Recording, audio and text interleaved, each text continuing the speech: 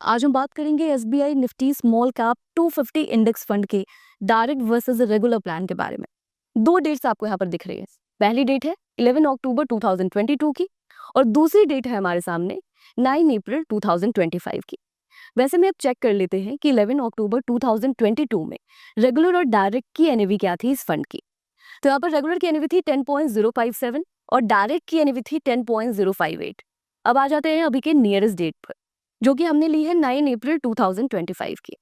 यहाँ पर रेगुलर की एनएवी है 15.39 और डायरेक्ट की एनएवी है 15.62।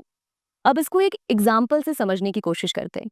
मान लेते हैं कि एक व्यक्ति ने 1 लाख का इन्वेस्टमेंट किया था 2022 में, तो आज उनके इन्वेस्टमेंट की क्या वैल्यू होगी रेगुलर और डायरेक्ट प्लान में। यहाँ पर रेगुलर प्लान में उनके इन्वेस्टमेंट की वैल्यू बन रही है अप्रॉक्स 1,53,000 की, वहीं डायरेक्ट प्लान में उनके इन्वेस्टमेंट की वैल्यू बन रही है अप्रॉक्स 1,55,000 की। इन दोनों अमाउंट के बीच का जो डिफरेंस आ रहा है वो आ रहा है 2,196 रुपीज का। यानी कि 1 लाख के इन्वेस्टमेंट पर आपने 2 साल में 2,000 का नुकसान किया।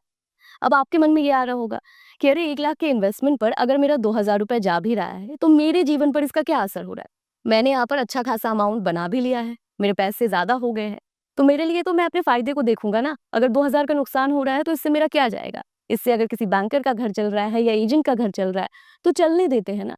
लेकिन यहाँ पर समझने वाली बात यह है कि आपने बस 1 लाख का इन्वेस्टमेंट तो किया नहीं होगा, आपने और भी कई इन्वेस्टमेंट किए होंगे। यहाँ पर 1 लाख की बात हो रही है और टाइम पीरियड बस 2 साल का ही लिया गया है। आपने लंबे समय के लिए इन्वेस्टमेंट किया होगा। तो अपने दूसरे कैलकुलेटर से हम यही समझेंगे कि आप अपने म्यूचुअल फंड के इन्वेस्टमेंट्स पर हिडन कमीशन के कारण कितना नुकसान कर देते हैं।